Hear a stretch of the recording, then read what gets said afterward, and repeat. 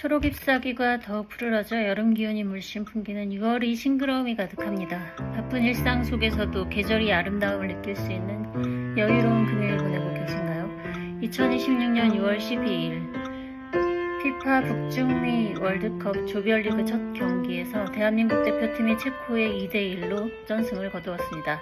황인범 선수의 동점골에 이어 38도 고열을 딛고 뛴 오현규 선수가 멋진 역전골을 터뜨렸습니다.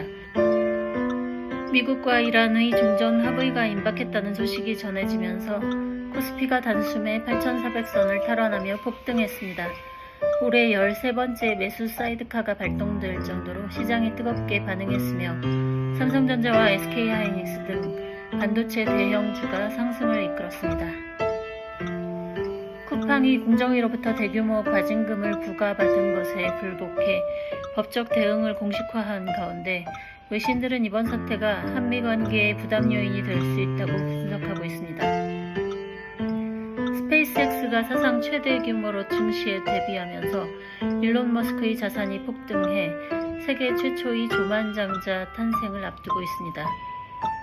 평양 무인기 침투를 주도해 계엄 명분을 조성하려 한 혐의로 기소된 윤석열 전 대통령에 대해 1심 법원이 대한민국의 군사상 이익을 침해했다며 유죄 취지의 판결을 이어가고 있습니다. 특검은 징역 30년을 구형한 바 있습니다.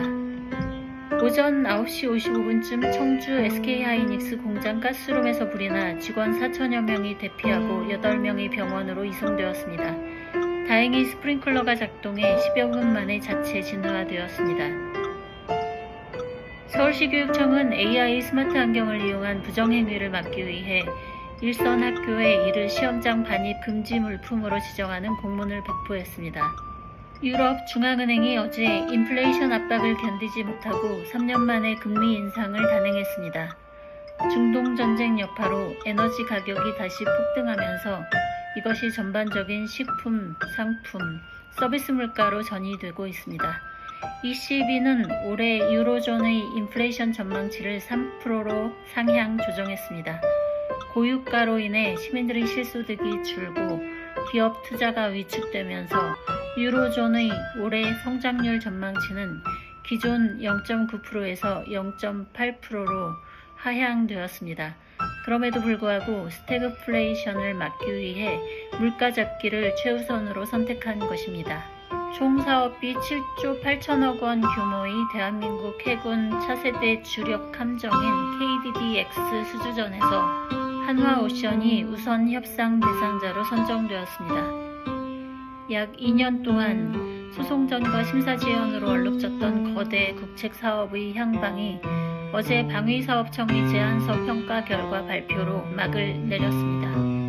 최근 중동 갈등으로 유동치던 국제 금값이 종전합의 기대감에 따라 하락세를 멈추고 반등에 성공했습니다. 국제 금 현물 가격은 한때 몇 개월 만의 최저치인 온스당 4,100달러 선 아래로 위태롭게 횡보했으나 지정학적 리스크 변화에 따라 급반등하며 온스당 4,185달러 부근까지 회복했습니다. 이는 하루 만에 약 90달러 폭등한 것입니다. 고유가와 인플레이션 우려로 크게 조정을 받으며 떨어지던 금값이 중동 종전 임박 소식으로 숨통이 트이며 저가 매수세와 함께 반등한 모습입니다.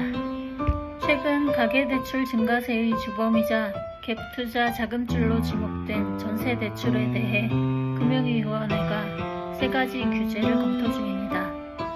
정부는 수도권 및 규제 지역의 전세대출 보증 비율을 기존 90%에서 80%로 낮춘 바 있습니다. 이를 70% 수준까지 더 낮추는 방안을 논의 중입니다.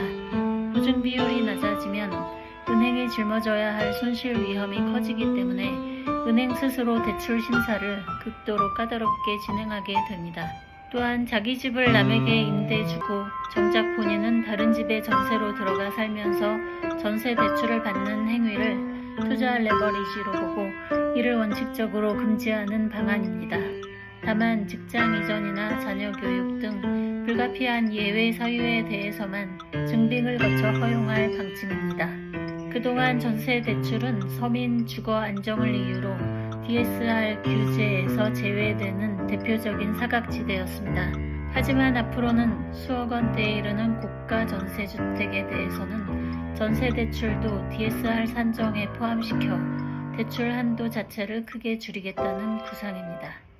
오늘 퇴근길 발걸음은 누구보다 가볍기를, 그리고 시원한 바람 쐬면서 몸도 마음도 힐링하는 시간 가지셨으면 좋겠습니다. 주말엔 아무 생각 없이 편안하고 행복한 휴식 취하시길 바랍니다.